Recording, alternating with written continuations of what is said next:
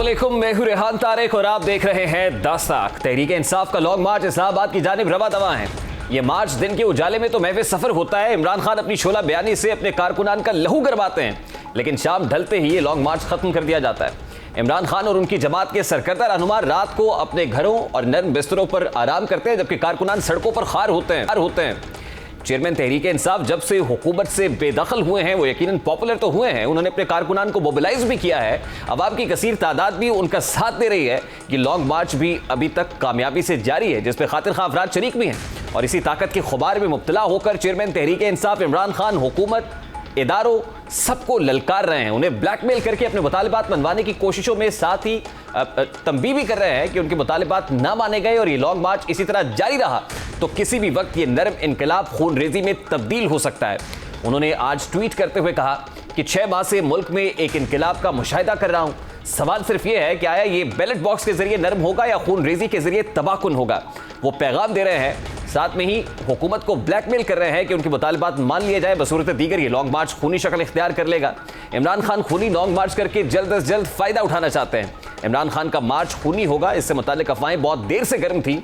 Audio leaks का सिलसिला भी जारी रहा। ताज़ा तरीन इमरान खान साहब के एक दबंग वफादार अली अमीन गंडापुर बंदूक और बंदूकों की तादाद पूछते हैं एक ऑडियो लीक में, हकीकत कुछ भी हो। ताज़ा तरीन ऑडियो लीक ने इन अफवाहों को काबिल एतबार मवाद ज़रूर फराम किया जो इस्लामाबाद में कई दिनों से फैली हुई हैं। अली अमीन गंडापुर से मंसूब ऑडियो लीक ने खूनी फसाद के खौफ को मजीद तकवीत बख्शी है। इस ऑडियो में क्या सुना जा सकता है, जरा आपको भी सुनवाता है। जी अली खान क्या पोजीशन है सर? पोजीशन तो A1 है, आप सुनाए। बंदूक कितनी है? बहुत हैं। लाइसेंस भी बहुत है। बंदे भी जितने चाहिए होंगे सर। मैंने पूरा नक्शा भेजा था आपको। मैं मुझे मिला हुआ है, वो मिला हुआ है नक्शा। हाँ, मैं बंदे और सामान रेडी रखे आप। ठीक है सर, कोई इशू नहीं है। बस रास्ते में इंशाल्लाह। इमरान खान से कई बरसों तक वफादार रहने वाले फैसल वोडा ने मज़कूरा अफवाहों को पहले ही तस्दीक फराम की थी। उन्होंने लॉन्ग मार्च से कबल ही प्रेस कॉन्फ्रेंस में इस खदशे का इजहार किया था कि उन्हें लॉन्ग मार्च में लाशें ही लाशें, खून ही खून दिखाई दे रहा है। नाहक मासूम लोग मारने का प्लान बनाया जा रहा है। मैं बहुत क्लियरली आपको बता रहा हूं कि मुझे इस मार्च के अंदर खून ही खून, मौत ही मौत और जनाजे ही जनाजे नजर आ रहे हैं। चेयरमैन तहरीक इंसाफ के इंतहाई करीब समझे जाने वाले शेख रशीद भी कई बार ये गर्दान दोहरा चुके हैं कि जल्द इंतखाबात ना हुए तो इमरान खान के मुतालिबात तस्लीम ना किए गए, यह मार्च तसादुम और खून खराबे की तरफ जाएगा। आज चेयरमैन तहरीक इंसाफ ने इस्लामाबाद हाई कोर्ट में होने वाली एक अहम समाअत को गलत मानी फराम करके चीफ इलेक्शन कमिश्नर के खिलाफ 10 अरब रुपए के हर्जाने का केस फाइल करने का इरादा जाहिर किया है। आज इस्लामाबाद हाई कोर्ट में तोशाखाना रेफरेंस में इलेक्शन कमीशन की जानिब से नाअहली का फैसला मुस्तरद कराने की दरखास्त पर समाअत हुई। पीटीआई वकील बैरिस्टर अली जफर ने इमरान खान की नाअहली का फैसला मुअत्तल करने की इस्तदा की तो जस्टिस आमिर फारूक ने रिमार्क्स दिए कि हम इलेक्शन कमीशन का फैसला मुअत्तल नहीं कर रहे हैं, ज़िमनी इलेक्शंस कराने से रोक देते हैं। लेकिन इमरान खान लॉन्ग मार्च में इसके बिल्कुल बरक्स बात करते हैं और अवाम को ये बताते हैं कि अदालत ने उन्हें अहल करार दे दिया है और इसी बिना पर उन्होंने chief election commissioner Sikandar Sultan Raja को मुखातिब करते हुए एक बार फिर सख्त बातें करते हुए उन पर 10 अरब रुपए का हर्जाना दायर करने का ऐलान कर दिया है। इमरान खान साहब ने आज लॉन्ग मार्च से खिताब में कहा कि उन पर जो नाअहली का एक तलवार थी लटक रही थी, वो इस्लामाबाद हाई कोर्ट की तरफ से पत्ता साफ कर दिया गया है और अब वो चीफ इलेक्शन कमिश्नर सरदार सिकंदर सुल्तान राजा पर हर्जाने का दावा दायर करने जा रहे हैं। ये मामला अपनी जगह पर है, लेकिन इस लॉन्ग मार्च के दौरान ही जो सहाफ़ी इसको कवर कर रहे हैं, कवरेज के लिए हैं, लॉन्ग मार्च का हिस्सा है, उन पर भी तशद्दुद किया जा रहा है। ना सिर्फ अपनी गुफ्तगू के अंदर इस तरह का जारहाना रवैया नज़र आ रहा है, तुंदो तेज़ जुमले कहे जा रहे हैं, इदारों के सरबराहान के खिलाफ कहे जा रहे हैं, साथ ही सहाफ़ियों को भी वही माना तशद्दुद का निशाना बनाया जा रहा है।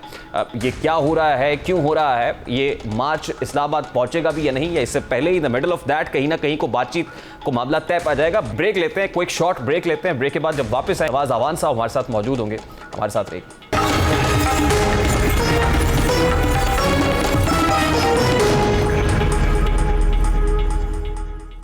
Welcome back. इस वक्त रहनुमा तहरीक इंसाफ अली नवाज अवान साहब हमारे साथ मौजूद है, लेकिन उससे पहले जरा आपको दिखाते हैं कि आज लॉन्ग मार्च के शुरका से खिताब करते हुए चीफ इलेक्शन कमिश्नर से मुताल्लिक इमरान खान साहब ने क्या कहा है।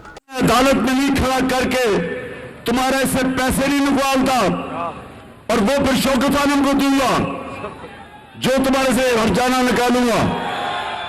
कितना आगे तुम किसी के कहने पे लोगों के ऊपर उनकी रेपुटेशन इस तरह ना बर्बाद करो। चीफ इलेक्शन कमिश्नर पर 10 अरब के हर्जाने का दावा दायर करने से मुताल्लिक कह रहे हैं, और उस केस में कह रहे हैं जो पाकिस्तान तहरीक इंसाफ ने इस्लामाबाद हाई कोर्ट में दायर किया था। इस्लामाबाद हाई कोर्ट की तरफ से इलेक्शन कमीशन के फैसले को तो मुअत्तल नहीं किया गया, बाई इलेक्शन को जरूर मुअत्तल किया गया है कि उस पर बाई इलेक्शन नहीं होगा मियां वाली की सीट के ऊपर।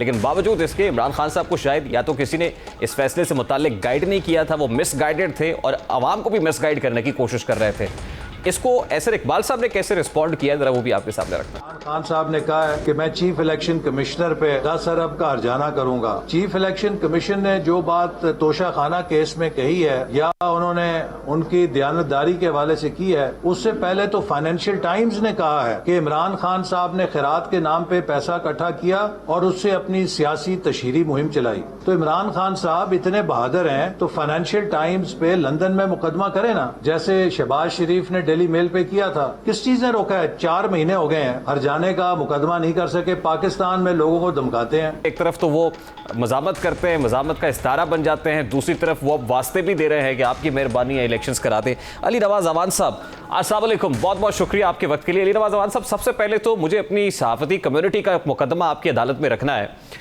मेरे जो कैमरामैन भाई फील्ड में हैं, मार्च को कवर कर रहे हैं, DSNG ऑपरेटर्स हैं, टेक्निकल स्टाफ है, रिपोर्टर्स हैं जो लेग वर्क कर रहे हैं, आपके मार्च को कवर कर रहे हैं, वो शॉट आप मांगते हैं आप ना दें, वो आपसे सख्त सवाल करते हैं आप उसका जवाब ना दें, लेकिन खुदारा आप उन पर लाठियां तो ना बरसाएं।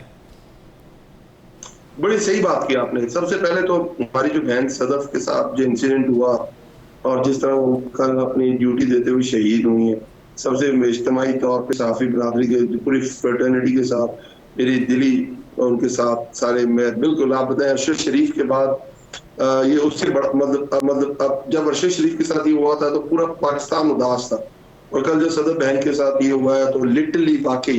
और सेकेंडली जो आपने बात की है बिल्कुल ठीक बात है। ये देखिए, ये जो निजाम है ना पाकिस्तान का, ये इसको इसीलिए तो हम कहते हैं निजाम बदलना पड़ेगा। ये जो गुल्लू भट्टो ने ये हरकत की है वो सस्पेंड तो हो गए, पर suspension is not only thing to do. ये तो इनके खिलाफ प्रॉपरली हम मैंने तो परसू करेंगे। इस तरह तो नहीं हो सकता कि आप उठे और आप वो कॉलोनियलिज्म है कि कौन बाहर आ गया और आप डंडे बरसाना शुरू कर दें और आप ये देखें ही ना, तो ये वाकई बहुत ज्यादती हुई है। लेकिन अली नवाज साहब, ये सियासत आपकी है, आप मार्च कर रहे हैं, हुकूमत के खिलाफ कीजिए, हुकूमत आपके खिलाफ स्टेटमेंट्स दे, सहाफ़ी इसमें जो है वो सिर्फ कवरेज के लिए मौजूद है। हुकूमत पंजाब में आपकी है, चौधरी परवेज़ इलाही साहब आपके वज़ीर आला हैं, पंजाब पुलिस का कंट्रोल आपके पास है। I don't know any Gullu but, अगर गुल्लू बट उस वक्त कर रहे थे वो अनजस्टिफाइड था, ये किसी भी सूरत जस्टिफाइड नहीं है। तो खुदारा कम अज़ कम चौधरी परवेज़ इलाही साहब ये पैगाम पहुँचाएं और इमरान खान साहब तक ये पैगाम पहुँचाएं कि अपने गार्ड्स को ये कहें कि धक्कम पेल मत करें। आप एक मैसेज दे सकते हैं कि यार आप करीब ना आइए, लेकिन धक्कम पेल जो है वो भी जस्टिफाइड नहीं है। मैं आपसे, मेरे ख्याल में मैं आपसे इस चीज के ऊपर तो I am on same page. और मैं कह रहा हूँ कि चाहे वो अशीर शरीफ हो, चाहे वो अयाज अमीर हो, चाहे वो साबिर शाकिर हो, चाहे वो हमारा कोई भाई हो, अगर वो उसमें फेडरल गवर्नमेंट में उसके साथ ज्यादती होती है, कोई प्रोविंशियल गवर्नमेंट्स में होती है, चाहे जहाँ हमारी गवर्नमेंट्स है, चाहे जहाँ ऑपोजिशन में, मैं अक्रॉस द बोर्ड बात कर रहा हूँ कि कहीं भी हो रहा है, किसी तरह भी हो रहा है, चाहे वो छोटे लेवल पे या बहुत बड़े लेवल पे, whoever it is, sir, whoever it is, ये कंडेमेबल है। और ये मतलब इसका आप ये कहेंगे हम उसके साथ मतलब कि क्योंकि हमारी गवर्नमेंट है और हम कहेंगे नहीं गलती होगी, इसका कसूर है, इसका कसूर है, नहीं, ये हमारा काम है। अगर वो हमारी गवर्नमेंट है, ये हमारा काम है कि हम जो ज्यादती हुई है हमारी साफी बरादरी के साथ, ये नहीं होने चाहिए और इंशाल्लाह नहीं होगी। ठीक, अच्छा अली नवाज साहब, क्योंकि आप इस्लामाबाद बैठे हुए हैं, आप मार्च का इंतजार कर रहे होंगे, आपने उसको इस्लामाबाद में वेलकम करना है, आज DC साहब के साथ आपकी मुलाकात भी हुई है। इमरान खान साहब तक आपने इस्लामाबाद हाई कोर्ट के तफसीली फैसले को शेयर नहीं किया, क्योंकि आज उन्होंने कंटेनर पर खड़े होकर कहा कि इस्लामाबाद हाई कोर्ट ने नाअहली ख़त्म कर दी है, जबकि जस्टिस आबिर फारूक साहब जो इस मुकदमे की समाअत कर रहे हैं, उन्होंने इलेक्शन कमीशन का फैसला उन्होंने कहा मुअत्तल नहीं कर रहे, ज़िमनी इलेक्शन कराने से रोक देते हैं। तो खान साहब ने कहा कि नाअहली ख़त्म हो गई है, कन्वे नहीं हो सका मैसेज उन तक? नहीं, वो खान साहब का थोड़ा पॉलिटिकल था, मेरे ख्याल में बहुत निटी ग्रिटीज में जा रहे हैं। जो इस्लामाबाद हाई कोर्ट का फैसला और दूसरी तरफ कल कुरआन का फैसला था, 8 सीटों में से पाकिस्तान का ये रिकॉर्ड टूटा है, दुनिया का ये रिकॉर्ड टूटा है, जहां वेस्टमिनिस्टर सिस्टम को फॉलो किया जाता है कि कोई बंदा 8 सीटों में खड़ा होता है और 7 सीटों में जीत जाता है। आप लोग कुरम के लोगों ने, कराची के लोगों ने, सिंध के लोगों ने, पंजाब के लोगों ने, KPK के लोगों ने इलेक्शन कमीशन के फैसले को मुस्तरद कर दिया। कल आपने देखा 13 जमातें मिलकर 13,000 वोट लेती हैं। नहीं अली रिवाज साहब, वो आपको मुबारक हो, बिल्कुल वो अप्रिशिएटेड सर, वो आपको मुबारक हो, आप जीते हैं, वो आपको सेलिब्रेट करना चाहिए। लेकिन ये जो नाहली का फैसला था ये तो अभी तक स्टैंड करता है, कोर्ट ने इसको तो खत्म नहीं किया, इलेक्शन कमीशन का फैसला मुअत्तल नहीं हुआ, बाय इलेक्शन मियां वाली में जो कराने का मामला है उसको उन्होंने ऑन होल्ड डाल दिया है। तो आज खान साहब ने ये कहा, क्यों मैं इसलिए कह रहा हूं कि जो फैक्ट्स है वो फैक्ट्स रहने चाहिए। ठीक बात है, लीगैलिटी में जा रहे हैं आप। लीगैलिटी में बहुत सारे लोगों का बहुत सारा होता है। अगर आप ये सस्पेंड करें वहां इलेक्शन नहीं होने चाहिए तो क्यों नहीं होने चाहिए? इट मींस कि आपने जो आर्टिकल 136, 147, 145 के जो तहत फैसला दिया है आपने, जो आपकी जुरिस्डिक्शन ही नहीं थी, अगर आपके कानून में ये उस फैसले को मुअत्तल नहीं किया इलेक्शन कमीशन ने। अब मेरी बात सुने, स्पीकर की तरफ से रेफरेंस आया है तो आपकी जुरिस्डिक्शन ये थी कि आप उसे कोर्ट में भेज देंगे। सबसे पहले 120 दिन के अंदर आपने फैसला करना है, आपने नहीं किया।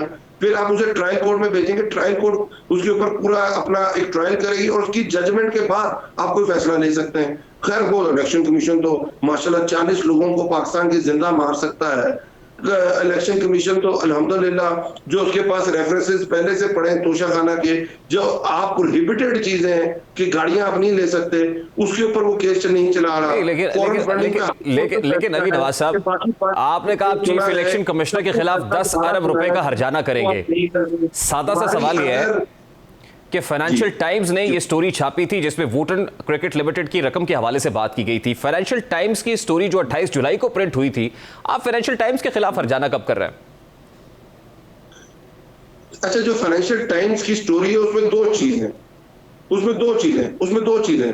एक तो ये थी लूट एंड ग्रैब का, वो हमारे लॉज के मुताबिक उसके ऊपर हम जो भी पाकिस्तान के अंदर उसने खबर दी थी, उसने कोई एलिगेशन नहीं लगाई थी।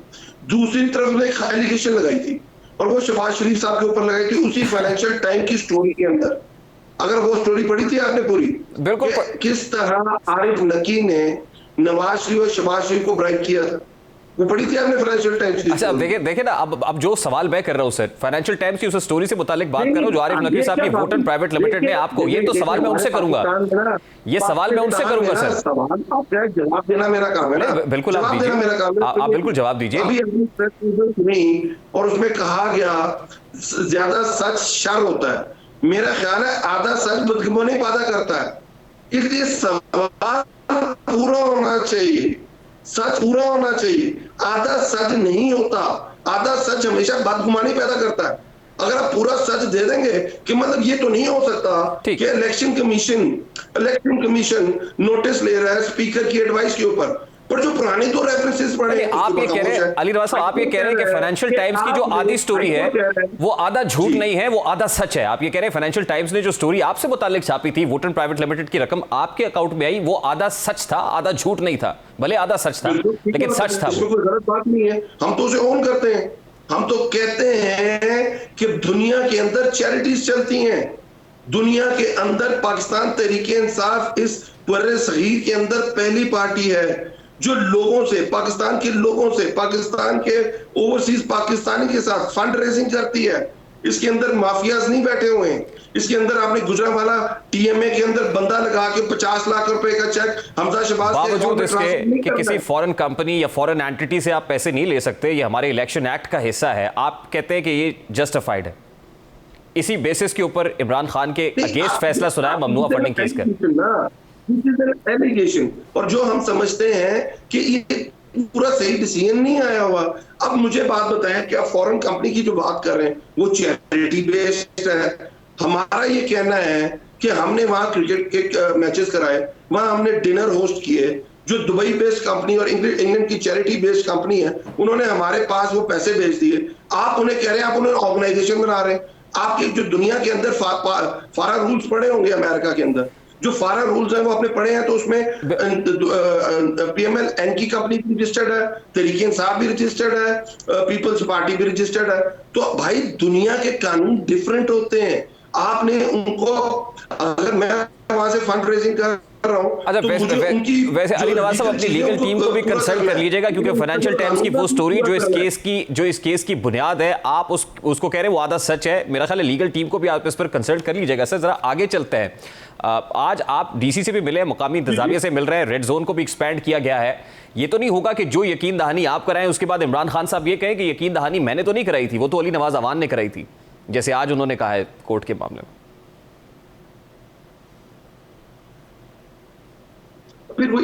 फिर आप उसको अपना एंगल दे रहे हैं, और कोर्ट के मसले में आप समझते हैं ना, और आप मेरा जज भी नहीं है, ना मैं जज हूं, और जो आज आप भी हियरिंग में नहीं थे, शायद मैं हियरिंग में था, और उन्होंने जो फैसला दिया आप उसको अपनी नजर से देख रहे हैं, हम उसे अपनी नजर से देख रहे हैं। क्लैरिटी कोर्ट दे देगी उसकी, तो इसमें तो परेशान होने की जरूरत नहीं है।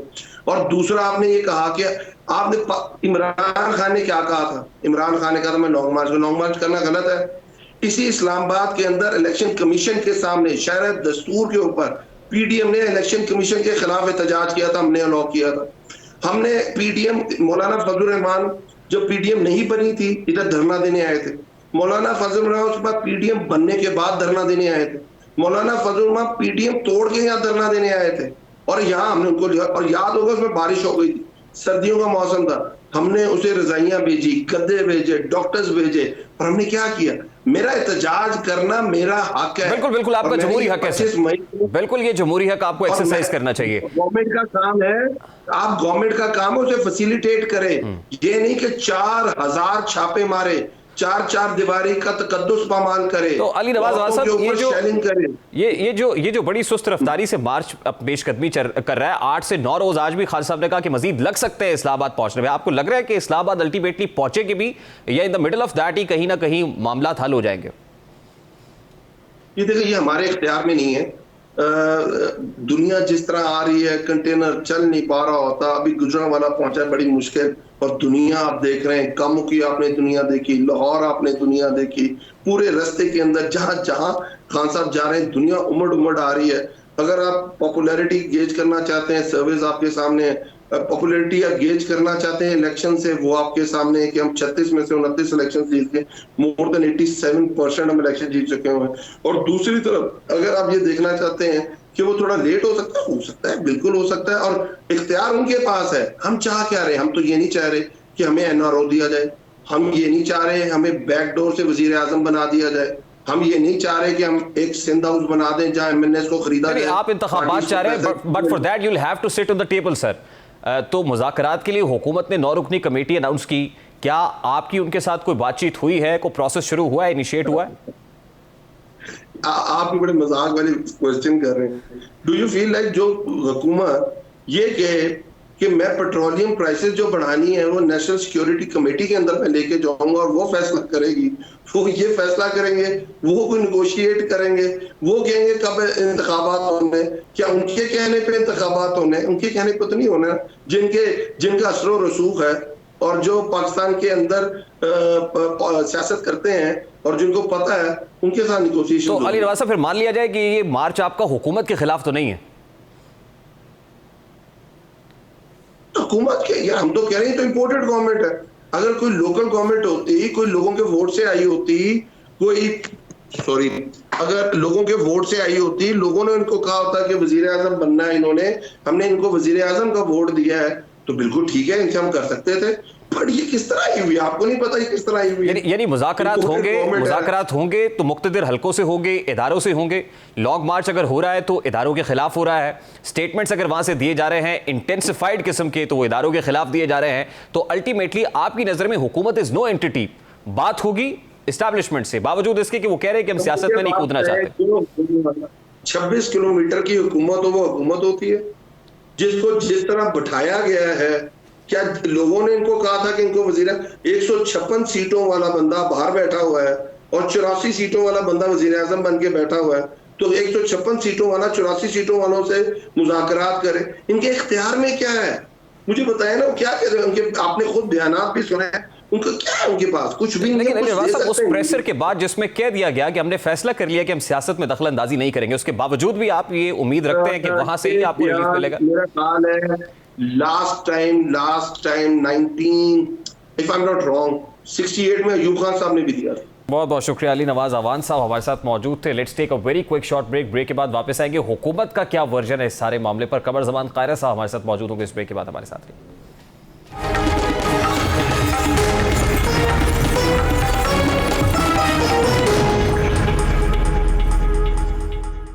Welcome back. इस वक्त पाकिस्तान पीपल्स पार्टी के मरकज़ी रहनुमा मुशीर वज़ीर आज़म कमर ज़मान कायरा साहब हमारे साथ मौजूद है। अस्सलाम वालेकुम कायरा साहब, बहुत बहुत शुक्रिया आपके वक्त के लिए। कायरा साहब, सबसे पहले तो बड़ा सादा सा सवाल है, क्या इस वक्त तहरीक इंसाफ के साथ, इमरान खान के साथ हुकूमत के किसी भी सतह पर कोई मुज़ाकरात हो रहे हैं?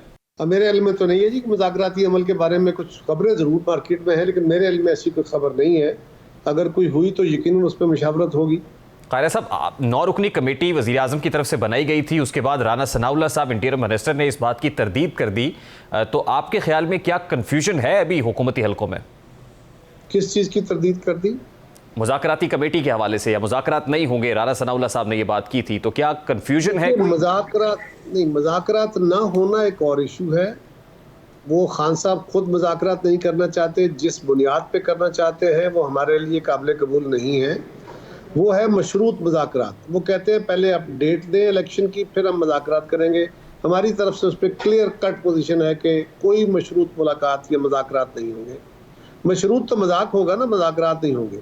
रही बात जो कमेटी है, कमेटी प्राइम मिनिस्टर साहब ने बनाई है ताकि वजारत दाखिला के साथ मशावरती अमल के ज़रिए इस सारे जो इशू है इसके अंदर फ़ैसला साजी की जाए, और अगर खुदा न खास्ता कोई ऐसा सूरत हाल बनती है तो इज्तिमाई फ़ैसला साजी की जाए। और इसके दरमियान अगर कोई खान साहब समझ जाते हैं और मुज़ाकरात की तरफ आना चाहते हैं तो मुज़ाकरात के लिए भी ये कमेटी बात कर सकेगी। ये इस कमेटी का मैंडेट है। लेकिन अगर वो जो राना साहब से सवाल हुआ था वो इस तनाज़ुर में था कि जी कोई मुलाकात या कोई मुज़ाकरात होंगे या हो रहे, तो खान साहब के मुतालबे मानते हुए मुज़ाकरात नहीं होंगे। हाँ, अगर वो अनकंडीशनल मुज़ाकरात के लिए मुलाकात करना चाहते हैं या उनके टीम मिले तो हम उसके लिए हाजिर हैं। उसके लिए मैंने कल भी अर्ज़ किया था कि हमारी कोई ज़िद नहीं है, ज़िद उनकी है। अगर वो नहीं आ सकते हम जाने को तैयार हैं, लेकिन गैर मशरूत। कायरा साहब, इमरान खान साहब का तो इस वक्त 1 पॉइंट एजेंडा है और वो है इंतखाबात का ऐलान करे, और इसी एजेंडे को लेकर वो इस्लामाबाद की तरफ पेशकदमी भी कर रहा है। आज इमरान खान ने एक ट्वीट की और उस ट्वीट में ये इंदिया दिया कि मैं कई रोज़ से कह रहा हूँ कि मुल्क इनकलाब की तरफ बढ़ रहा है, अगर अभी आपने कोई इंतखाबात अनाउंस ना किए तो खुदा न खास्ता खून रेजी की तरफ बढ़ेगा। तो हुकूमत किस तरह से देख रही है इसको?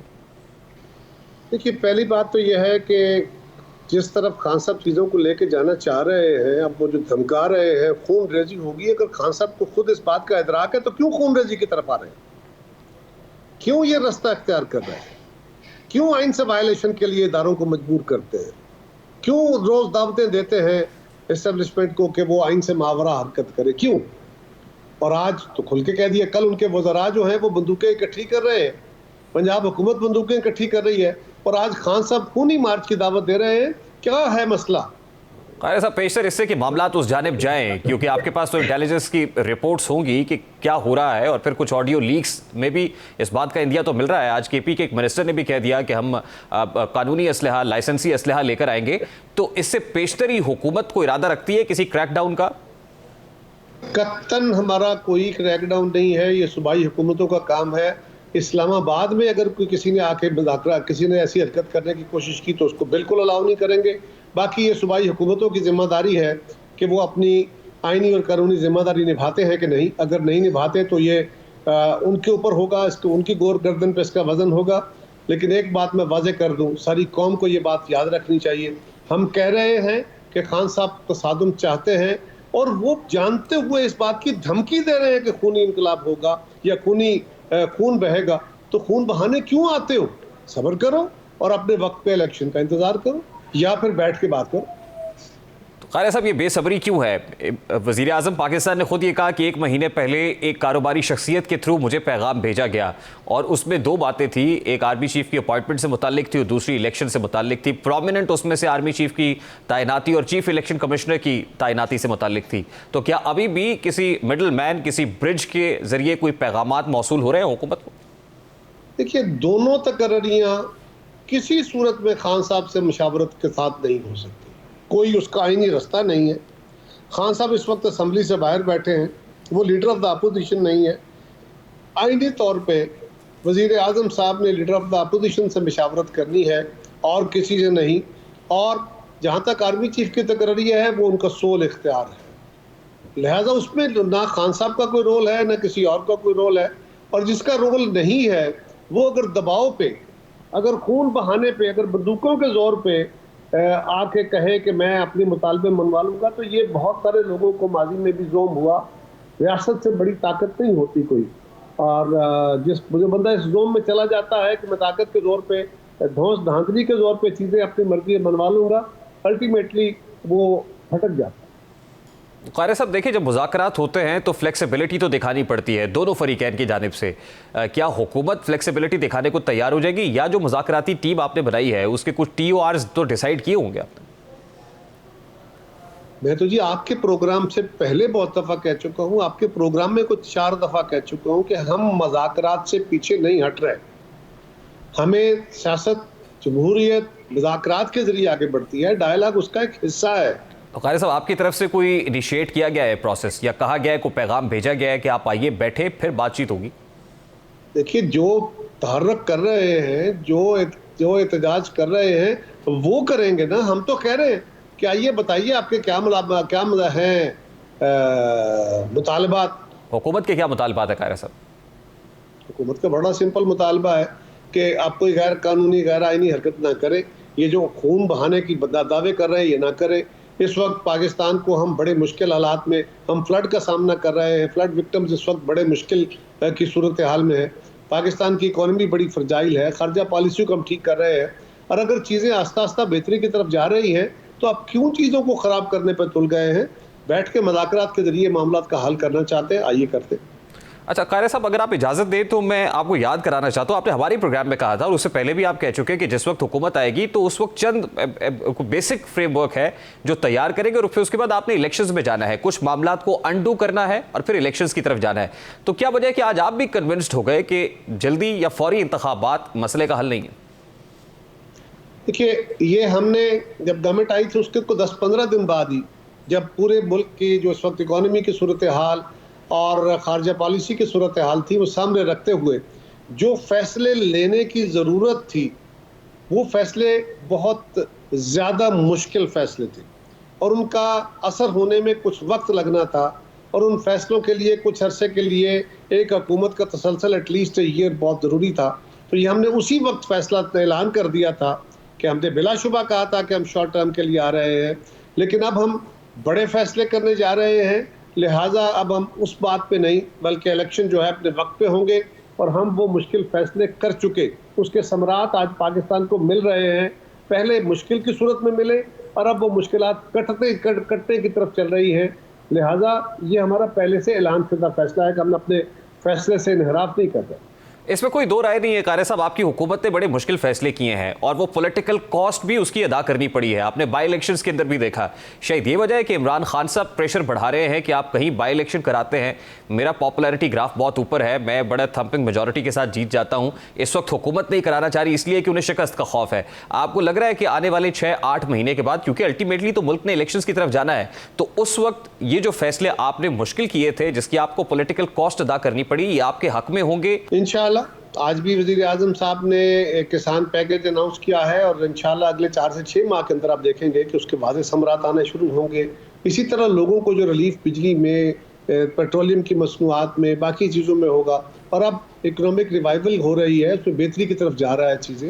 लिहाजा हमें नहीं इसमें डाउट, लेकिन पॉपुलैरिटी खान साहब को मुबारक हो। ये पॉपुलैरिटी तो अल्टीमेटली जनरल इलेक्शन के अंदर ही गेज होगी ना।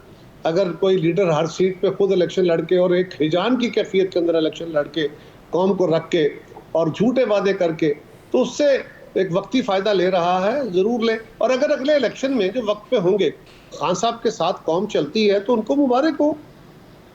ठीक। क़ारी साहब, लास्टली इमरान खान साहब ने जो स्टेटमेंट्स दिए उसके जवाब में इदारे को एक भारी भरकम प्रेशर देना पड़ा है, उसका जो काउंटर है वो भी सामने आ गया।